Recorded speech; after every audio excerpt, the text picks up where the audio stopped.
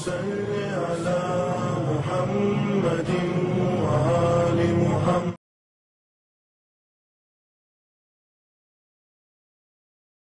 السلام علیکم ورحمۃ اللہ وبرکاتہ. پروردگار عالم سے استدعا ہے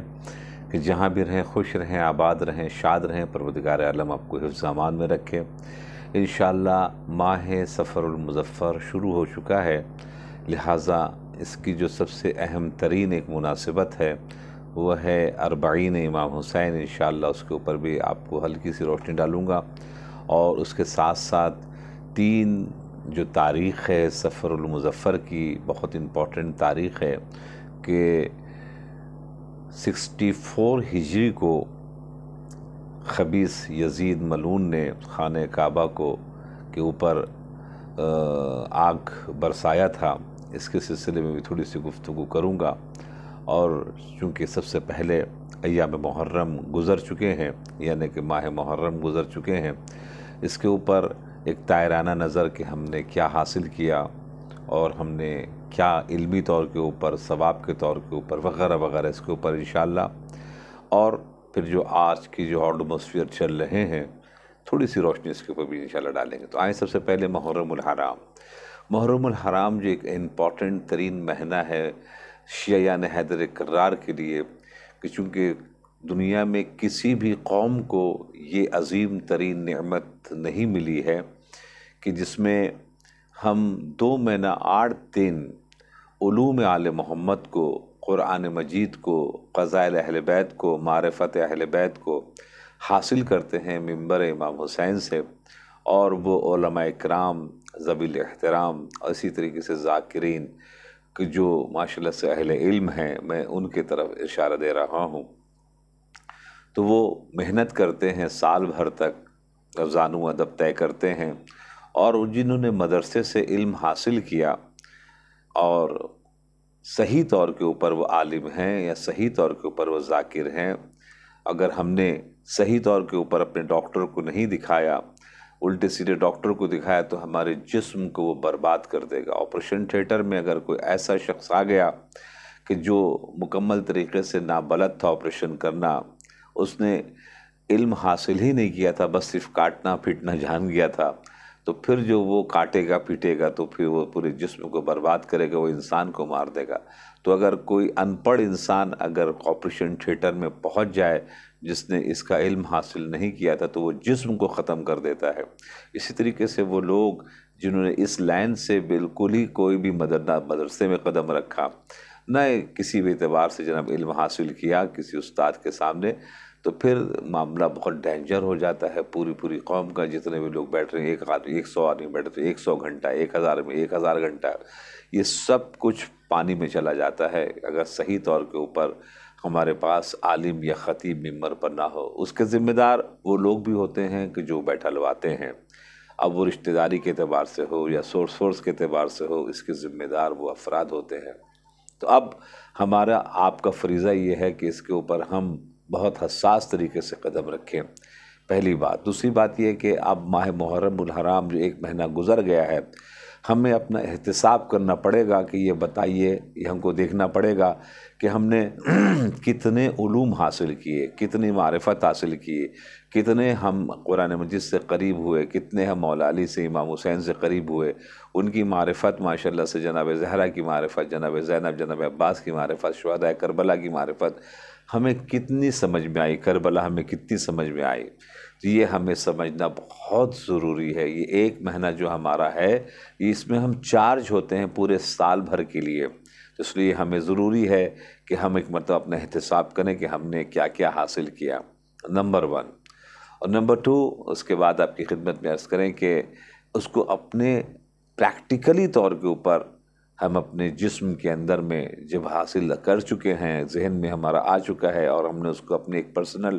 ڈائری بھی بنائیں جس میں آپ کو کوئی اچھی چیز نظر آئی ہو تو انشاءاللہ اس میں لکھیں، تاکہ وہ آپ کے صرف بینک بیلنس نہیں مثال میراث میں جائے، بلکہ ایک ڈائری بھی جائے جس میں آپ نے امپورٹنٹ چیز دی. جیسے پرانے زمانے میں بہت سے ایسے بزرگان ہوتے تھے تو وہ امالی کے نام سے، شیخ صدوق کی امالی، شیخ مفید کی امالی، تو وہ اعمالی کیا ہوتی تھی، وہ امپورٹنٹ چیزیں جو ان کو زندگی میں ملتی تھیں وہ باقاعدہ اس کے اندر وہ مرقوم کر دیتے تھے، لکھ دیتے تھے۔ تو دوستو عزیزو، اسی انداز سے ہم نے جو یہ ایک مہینہ اپنا دیا ہے اپنی زندگی کا، امپورٹنٹ ترین ہوتا ہے، جس میں ہم سال بھر تک اس بیٹری سے جو ہم مجلس کے ذریعے سے چارج ہوتے ہیں،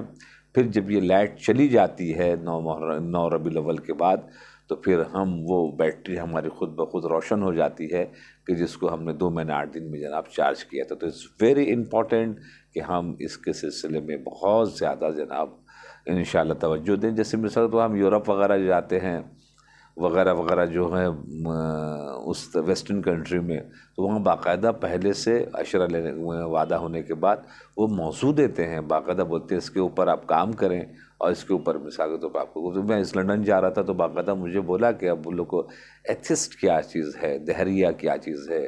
جس وہ انکار کرتے ہیں توحید کا، اس کے سلسلے میں ہمیں آپ سے پوری 10 منی سے سننی ہے۔ تو باقاعدہ مجھے تیاری کرنے کا موقع دیا۔ جب ہم نے پہنچے وہاں پر اور اس کے بعد ہم نے مجلسوں کا سلسلہ شروع کیا، مجلس کے بعد 2-3 گھنٹہ بیٹھ کے سوال جواب ہوتے تھے، تو میں نے پوچھا کیوں یہ چیز کی ضرورت پڑی؟ کہا کہ ہمارے اسکولوں میں جو بچے جا رہے ہیں، ہماری مجبوری ہے یہاں پر ہم اپنے اسکولوں میں بھیجیں، وہاں پر ایک کلاس اس چیز کا ہو رہا ہے کہ کسی عقیدے کی ضرورت نہیں ہے، اور سب کو بچوں کو ایتھسٹ بنایا جا رہا ہے۔ تو اب ذرا سوچئے کہ دشمن ہمارا کہاں کہاں پر کتنے خطرناک طریقے سے کام انجام دے رہا ہے۔ بہت سے لوگ یورپ چلے جاتے ہیں پیسے کے خاطر، اپنے مستقبل کے خاطر، مگر وہ بہت بڑی بڑی چیزیں جناب والا کھو بیٹھتے ہیں۔ اگر ذرا سا بھی اگر آپ نے ڈس بیلنس کیا تو شاید بہت کچھ کھو دیں گے صرف چند پیسوں کے پانے کے لیے۔ تو دوستو عزیزو، اسی طریقے سے یہاں پر بھی اب بہت کچھ چالو ہو چکا ہے۔ مثال کے طور کے اوپر علماء کو دور کیا جائے، مثال کے طور کے اوپر ممبروں سے، وہ لوگ جنہوں نے مدرسے کا بالکل منہ بھی نہیں دیکھا تھا، ان کو جناب کلاس میں باقاعدہ ٹیچر بنا دیا جائے، اور ان بیچارے چھوٹے چھوٹے بچوں کو ان کے حوالے کر دیا جائے۔ دشمن ہمارا باقاعدہ زبردست طریقے سے وہ وارد ہو چکا ہے ہمارے شہروں میں، ہمارے گھروں میں، اور بہترین ناشتہ کھانے کا انتظام آپ کو کیا جائے گا۔ تو ناشتہ کھانے کے ذریعے سے ہمارے عوام ہمارے بچوں کو ٹانتے ہیں وہ، اور اس کے بعد پھر جو وہ کرتے ہیں آپریشن تھیٹر میں، جب کوئی نادان پہنچ جائے تو جو جسم کا حال ہوتا ہے وہی حال پھر ہمارے روحوں کا ہوتا ہے، کہ جب اس انداز سے جناب والا پہنچ جاتا ہے۔ تو اب ماہ سفر المظفر جناب والا شروع ہونے والا ہے، تو اس ماہ سفر المظفر میں بہت ضروری ہے کہ ہم دیکھیں کہ ہمیں اس ماہ سفر المظفر میں کیا کیا جناب والا کرنا ہے، چہلم کے سلسلے میں ہمیں کیا جانا ہے، اربعین کے سلسلے میں ہمیں کیا کرنا ہے، مکمل طریقے سے 1 مہینہ اور 8 دن ہمارے پاس بچا ہے، اس کو ہم صحیح طور کے اوپر بروئے کار لائیں، تاکہ جس کی بنیاد کے اوپر کل، چونکہ ہم نے آپ سے کہا کہ اب فری جو ٹیلی ویژن چوری نہیں ہوتے ہیں، اب دشمن ہمارے بچوں کو چوری کرتا ہے، ہمارے عقیدوں کو چوری کرتا ہے۔ تو عقیدے کو بچانے کے لیے اہل علم کے درمیان میں مسجدوں میں ماشاءاللہ جماعت کے بعد ایک چھوٹا سا درس ہونا چاہیے، عالم دین کے ذریعے سے، اہل علم کے ذریعے سے، اسی طریقے سے کلاسز ہونے چاہیے عالم دین کے ذریعے سے، جہاں جہاں بھی نمازیں ہو رہی ہیں ماشاءاللہ سے، ہر جگہ کے اوپر نمازوں کا اہتمام ہے، وہاں پر آپ کے شہر میں جو دوسرے علماء جو ماشاءاللہ سے قم سے نجف سے پڑھ کے آ چکے ہیں، ان کے ذریعے سے باقاعدہ ریسرچ فاؤنڈیشن وہاں پر کھولیے۔ اب چونکہ جیسا حالات دنیا کے ہو رہے ہیں، بہت بڑی تعداد میں تشیع کے اندر میں لوگ داخل ہونا چاہ رہے ہیں، تو ان کے پاس کچھ سوالات ہیں، ان سوالات کے جوابات جناب والا کون دے گا؟ عالم دیں گے۔ تو لہٰذا ان علماء کی ایک کمیٹی بنائی جائے، جو علماء کی کمیٹی مثال کے طور کے اوپر ان لوگوں کے سوالات کے جوابات دے، کہ جو بہت ضروری ہے، بیچارے ادھر سے آ رہے ہیں، ان کو وضو صحیح نہیں آتا، ان کو غسل صحیح نہیں آتا، ان کو اماموں کے نام، ان کو کلمہ، ان کے بہت سے احکامات ہیں کہ جو بالکل نابلد ہیں۔ تو ہر مسجد کے اندر میں باقاعدہ ایک امام بارگاہ کے اندر میں ایک ایسا سینٹر بنایا جائے، تاکہ وہ علماء جو پڑھ کے آئے ہوئے ہیں وہ سب مشغول بھی ہو سکے، اور صحیح ڈاکٹر کے ذریعے سے ان کا علاج ہو سکے، نہ کہ جس کو دیکھو ابھی مثال کے طور کوئی وکیل نہ ہو، یہ نہیں بولتا کہ ہم وکیل ہیں، کوئی ڈاکٹر نہیں، کوئی نہیں بولتا ہم ڈاکٹر ہیں، کوئی انجینئر نہ، کوئی نہیں بولتا کہ ہم انجینئر ہیں، مگر مولانا کے سلسلے میں جس کو دیکھو سب بولتے ہیں کہ ہم آیت اللہ سے کم نہیں ہیں، آیت اللہ سے کم نہیں ہے۔ ارے آیت اللہ العظمیٰ بننے کے لیے یا آیت اللہ بننے کے لیے انہوں نے پوری اپنی زندگی دی ہے،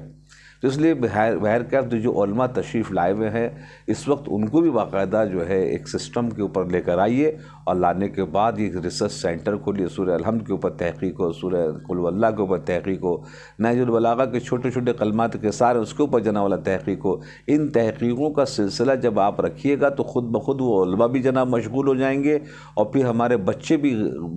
خطرناک ہاتھوں میں نہیں پہنچیں گے۔ اسی طریقے سے وہ جو دوسرے لوگ جو ہمارے مذہب اہل بیت میں تشریف لا رہے ہیں وہ بیچارے شرمندہ نہ ہوں گے ہمارے مسجد میں آنے کے بعد کہ ان کو مسجد وہ 50 سال کے ہو گئے، 40 سال کے ہو گئے، چونکہ اب یہ سوشل میڈیا کے ذریعے سے ماشاءاللہ سے حق اور باطل مکمل طریقے سے سامنے کھل کے آ گیا ہے کہ حق کدھر ہے اور باطل کدھر ہے۔ تو لہٰذا بہت ضروری ہے کہ ہم وقت گنوائے ہوئے، وقت کو ضائع کیے ہوئے پہلی فرصت میں اس کام کو جناب والا انجام دیں، اور اہل علم کو جناب اس میں مدعو کریں۔ اور یہ ذمہ داری ہے علماء کی، یہ ذمہ داری عوام کی کہ وہ کولے اور سونے میں، ہیرے اور شیشے میں فرق بالکل سمجھ رہے ہوتے ہیں، اور اسی انداز سے جناب والا نہ کوئی سورس کریں، نہ کوئی فورس کرے، نہ کوئی خاندان پرستی کرے، نہ کوئی مثلا شہر پرستی کرے، اس میں صرف اللہ کو نظر میں رکھیے، اہل بیت کے علوم کے نظر میں رکھیے، اور جو اسپیشلسٹ ہوں جنہوں نے مثال کے طور کے اوپر اپنی عمر دی ہو، اہل علم ہو، صاحب ماشاءاللہ سے معرفت ہوں، ان کو جناب والا جو ہے ان کے حوالے بچوں کو کیجیے، ورنہ ایر غیر نتو خیرے کے حوالے کیجیے گا تو پھر وہ بچے چوری ہو جائیں گے، وہ بچے عقیدتی طور کے اوپر وہ خطرناک ہو جائیں گے، آپ کے لیے بھی، معاشرے کے لیے بھی، اہل بیت کے لیے بھی۔ پھر وہ اب نہیں پتہ کیا بنیں گے آگے جانے کے بعد، چونکہ دشمن تو پھر وہ ایک بلینک کیسٹ ہے، جو دل چاہے گا جناب والا بھر دے گا۔ تو خدمت میں آپ عرض کریں بہت امپورٹنٹ ہے اس حالات سے گزرنا۔ اور ایک مرتبہ تیسرے مرحلے کے اوپر اب آپ کی خدمت میں عرض کریں جو حالات ہیں ایٹماسفیئر ہیں، وہ ایٹماسفیئر جو ہیں وہ ہم امام زمانہ کے ظہور سے بہت نزدیک ہو چکے ہیں۔ اب پتہ نہیں ہے کہ یہ اب مت سمجھیے کہ مثال کے طور کے اوپر وہ 10 سال باقی ہے، 50 سال باقی ہیں، 100 سال باقی، نہیں، جو حالات نظر آ رہے ہیں وہ حالات لا اینڈ آرڈر ورلڈ کے ڈسٹرائے ہونے کے قریب نظر آ رہے ہیں۔ مثال کے طور پہ بھی ہمارے ملک کے بغل میں نیبر کنٹری بنگلہ دیش ہے، اس وقت لا اینڈ آرڈر ختم ہو چکا ہے وہاں پر، وہاں لا اینڈ آرڈر نہیں ہے، وہاں پر پرائم منسٹر تقریباً ختم ہو چکا ہے، ابھی ملٹری کے ہاتھ میں بھی مکمل طریقے سے پورا مکمل کنٹرول نہیں ہے۔ تو اب یہ پوری کنٹری جو ہے بغیر لا اینڈ آرڈر کے جناب چل رہی ہے، یعنی نہ کوئی قانون ہے، نہ کوئی جج ہے، نہ کوئی وکیل ہے، نہ کوئی پولیس ہے، کچھ نہیں ہے۔ اسی انداز سے جنگل راج معاملہ ہو گیا ہے بہت سے دنیا کے اندر میں، مثال کے طور کے اوپر ابھی مکمل طریقے سے آپ جو دیکھیں گلف کے اندر بھی جو معاملہ چلے، جو فلسطین کی جو تباہی اور بربادی ہوئی ہے، وہ جو آپ کے نظر میں 60,000 کے قریب، اللہ اکبر، بچے مارے گئے ہیں، بلکہ اس سے تعداد تو یہ ظاہری طور کے اوپر نظر میں، حقیقت میں تعداد بہت زیادہ ہے، جس میں بچے ہیں، عورتیں ہیں، جوان ہیں، بوڑھے ہیں، بیچارے مارے گئے ہیں۔ اب جو سچویشن اور سینیریو جو بن رہا ہے وہ بہت ڈینجر کی طرف، مومنٹ کی طرف جا رہا ہے، مگر ہاں چونکہ علامات کے ظہور میں سے ایک ہے کہ آخری موقع پر ایک بہت بڑی جنگ ہوگی، اور اس جنگ کے کچھ آثار نظر آ رہے ہیں۔ جب یہ جنگ ہوگی تو ابھی امام سے پوچھا گیا، چھٹے امام سے بھی یہ روایت ہے، پانچویں امام سے بھی یہ روایت ہے، تو کہا کہ یہ جنگ ہوگی تو کیا ہوگا؟ میں کہا بہت مارے جائیں گے۔ تو کہا کیوں مارے جائیں گے؟ کہا کہ چونکہ ہمارے قائم کے آنے سے پہلے کچوڑوں کا صاف ہونا ضروری ہے، میرے الفاظ نہیں، امام کے الفاظ ہیں، تاکہ امام کو ظہور ہونے کے بعد اتنی پریشانی جناب جھیلنی نہ پڑے کہ جو دنیا والوں نے مکمل طریقے سے پھیلا کے رکھی ہے۔ تو دوستو عزیزو، ہم اور آپ ظہور سے بالکل قریب ہو رہے ہیں، بہت قریب ہو رہے ہیں، یہ معاملہ اب زیادہ دور نہیں رہا۔ تو عزیزو، آپ نے تیاری کیا کی امام زمانہ کے لشکر کے سلسلے سے؟ امام زمانہ کی حکومت میں ان کو انجینئر چاہیے، ان کو ڈاکٹر چاہیے، ان کو پائلٹ چاہیے، ان کو مثال کے طور کے اوپر آرکیٹیکٹ چاہیے، بہت سے ٹیچرز چاہیے۔ تو آپ اس نیت سے اپنے بچوں کو آمادہ کریں تاکہ وہ بچے جو ہے انشاءاللہ تعالی بحق اہل بیت امام کے اس حکومت میں دولت کریوہ جسے جناب کہتے ہیں، وہ کسی بھی اعتبار سے امام کے اس دولت میں، اس حکومت پہ اپنے آپ کو فٹ کر سکیں، اور شیعت کے لیے، اسلام کے لیے، مذہب کے لیے وہ ایک سربلندی کا سبب بنے۔ اسپیشلسٹ بنائیے اپنے بچوں کو، جس وقت امام زمانہ کے ظہور سے ہم اور آپ بہت قریب ہو چکے ہیں۔ اس کے بعد اور آخر میں ایک جملہ جو آپ کی خدمت میں پیش کرنا ہے، یزید خبیث جس کے سلسلے میں اب آہستہ آہستہ کچھ لوگ سر بھی اٹھا رہے ہیں کہ ابھی ایک ٹک ٹاکر مفتی ہے جو پاکستان کا ہے، اس نے کہا تھا امام حسین واجب القتل، نعوذ باللہ آج کے زمانے میں یہ بات کہے، کیوں؟ اس لیے کہ یزید کے سامنے انہوں نے سر اٹھایا تھا، وہ حاکم تھا، حاکم وقت تھا اور مسلمانوں کا خلیفۃ المسلمین تھا، اس کو شرم نہیں آئی یہ بات کہتے ہوئے کہ خلیفۃ المسلمین کا کام یہ ہے کہ نواسے رسول کو ذبح کرے، خلیفۃ المسلمین کا کام یہ ہے کہ وہ مدینہ منورہ میں چڑھائی کرے اور ایک مرتبہ 3 دن تک تمام چیزوں کو حلال قرار دے دے، جو جس کے ساتھ جتنا زنا کر سکتا ہے زنا کرے، قتل کر سکتا ہے قتل کرے۔ گھوڑے باندھ دیے باقاعدہ اس نے مدینہ رسول اللہ کے مسجد النبوی کے اندر میں۔ شرم و حیا بالکل ذرا سے نہ آئی ہمارے اس مفتی کو کہ جن کا کلمہ پڑھتے ہیں ان کے نواسیوں کو مارنے والا، جنت پہ جانے کا شوق تو بڑا ہے، سردار بہشت کو شہید کرنے والا، اور اس کے بعد مدینہ کرنے وقت لیے تو زبان تھکتی نہیں ہے۔ مدینوں کے اس انداز سے اس نے برباد کیا کہ روایت میں کہ 10,000 بچے پیدا ہوئے جو ولد الزنا تھے، اور اس یزید نے اس کام کو انجام دیا تھا۔ اور پھر تیسرا کام جو اس نے کیا اپنی زندگی میں، زیادہ دن تو زندہ ہی نہیں رہا، تیسرا جو اس نے کام انجام دیا وہ 64 ہجری اور 3 صفر جو بھی گزرا ہے، اس دن خانہ کعبہ کے اوپر اس نے آگ برسوا دیا تھا۔ جب اس کو پتہ چلا کہ کچھ دشمن جو ہے خانہ کعبہ کے ارد گرد چھپے ہوئے ہیں اور مثال کے طور پر مقابلہ کا معاملہ ہے، تو اس نے حکم دے دیا کہ اتنا زیادہ آگ برساؤ اس خانہ کعبہ کے اوپر کہ خانہ کعبہ کی دیواریں بھی ٹوٹی ہے۔ تو مسلمانوں ذرا شرم نہیں آتی ہے جس نے کعبے کو توڑا ہو، جس نے کعبے کے اوپر آگ برسوائی ہو، جس نے مدینہ رسول کو تاراج کیا ہو، جس نے رسول اللہ کے فرزند کو ذبح کیا، چونکہ رسول اللہ نے فرمایا تھا کہ یہ میرا خون ہے، انا حرب لمن حارب و سلم لمن سالمہم، لحمہم لحمی دمہم دمی سلمہم سلمی، ان کا گوشت میرا گوشت ہے، یعنی آپ رسول اللہ کو آپ نے کاٹا ہے، رسول اللہ کی گردن کاٹی ہے آپ نے، رسول اللہ کا یہ فرمان ہے، لحمہم لحمی، آپ کا گوشت میرا گوشت ہے اہل بیت، دمہم دمی، آپ کا خون میرا خون ہے۔ تو اب آپ رسول اللہ کے خون کو گرانے کے بعد، رسول اللہ کے گوشت کو کاٹنے کے بعد اب خلیفۃ المسلمین بولتے ہوئے آپ کو شرم نہیں آتی ہے؟ یہ ہے جناب، بہت ضروری ہے۔ پارا چنار میں مثال کے طور کے اوپر اس انداز سے شیعوں کو قتل عام کیا جا رہا ہے، اس کے سلسلے میں پاکستان حکومت کیا کر رہی ہے؟ شرم کرے پاکستان حکومت بھی کہ مثال کے طور پہ ہندوستان میں ہندو ہیں مگر وہ کتنا احترام کرتے ہیں عزاداری کا، وہاں عزاداری کے اوپر کس انداز سے ظلم عظیم ہو رہا ہے۔ تو وہ آپ دیکھ لیجیے 61 ہجری میں بھی یہی ہوا تھا، جو آج 1446 ہجری میں جو کر رہے ہیں مسلمان، یہی ہوا تھا۔ بالکل تاریخ اپنے آپ کو دہراتی ہے۔ آج جب بیت المقدس قبلہ اول کو بچانے کا معاملہ آیا، ان یہودیوں سے مقابلے کا معاملہ آیا، تو مسلمان 56 کنٹری، جناب بڑا اچھا خانقاہ جو ہے اجمیر شریف کے جو گدی نشینوں نے کہا تھا 56 بہنوں کی ایک بھائی ہے، 56 بہن بنا دیا تھا مسلمان کنٹری کو، اور سچ بات ہے، کسی کی ہمت نہیں ہو رہی کچھ بولنے کی، اور بالکل ہونا بھی نہیں چاہیے، کیونکہ اس لیے کہ جب خیبر کی جنگ ہوئی تھی تو اس خیبر کی جنگ میں 39 دن مسلمان گئے تھے علم لے کر اور بھاگتے ہوئے واپس آئے تھے، 40ویں دن بھی مولا علی گئے اور تنہا جناب انہوں نے جنگ کی اور خیبر کو فتح کیا، اور آج پوری دنیا میں فاتح خیبر کے نام سے یاد کیے جاتے ہیں۔ پوری یہودیت اکٹھا ہوئی تھی خیبر کے میدان میں، مسلمان کہاں چلے گئے تھے اس مقابلہ کرنے کے لیے؟ تو اس وقت بھی علی تنہا تھے اور آج بھی علی والے تنہا ہیں، اور پھر ایک طرف پورا یہودی ہے، پورا کفر ہے، عالم اسلام نہیں بلکہ پورا کفرستان ایک طرف ہو گیا ہے، اور اسلام سمٹ کے آ گیا ہے اس وقت، جہاں خیبر کے اندر میں مولا کائنات کے پاس آج سمٹ کے آ گیا، لوگ سمجھ رہے ہیں کہ صحیح اسلام کدھر ہے۔ تو آج علی والے بھی تنہا ہیں، اور پورے یہودی اور یہودیوں کو چاہنے والے وہ عرب جو ظاہری طور کے اوپر نہیں پتہ سر کے اوپر کیا رومال باندھے ہوئے ہیں، اور نہیں پتہ اپنے آپ کو کیا سمجھتے ہیں کہ دوسرے والوں کو جانور سمجھتے ہیں، آج دنیا والے دیکھ رہے ہیں کہ حقیقت اسلام کدھر ہے، حقیقت دین کدھر ہے۔ تو بہت فیصلہ کن مرحلے کے اوپر ہم اور آپ اس وقت ابھی گزر رہے ہیں، اور یہ سب کچھ ظہور امام زمانہ سے معاملہ قریب ہو رہا ہے۔ تو ہمارا اور آپ کا فریضہ ہے کہ ہم بہت حساس طریقے سے ان تمام مراحل کا صحیح طور کے اوپر استفادہ کریں،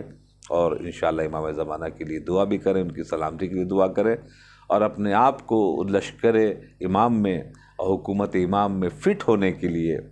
کوشش کریں، تاکہ امام کی جب حکومت اس کائنات میں جہانی ہوگی تو آپ بھی کچھ نہ کچھ خدمت، ہم بھی کچھ نہ کچھ خدمت انجام دے سکیں، اپنے ذریعے سے، اپنے بچوں کے ذریعے سے۔ اپنا بہت خیال رکھیے گا، دعا میں یاد رکھیے گا۔ والسلام علیکم ورحمۃ اللہ وبرکاتہ۔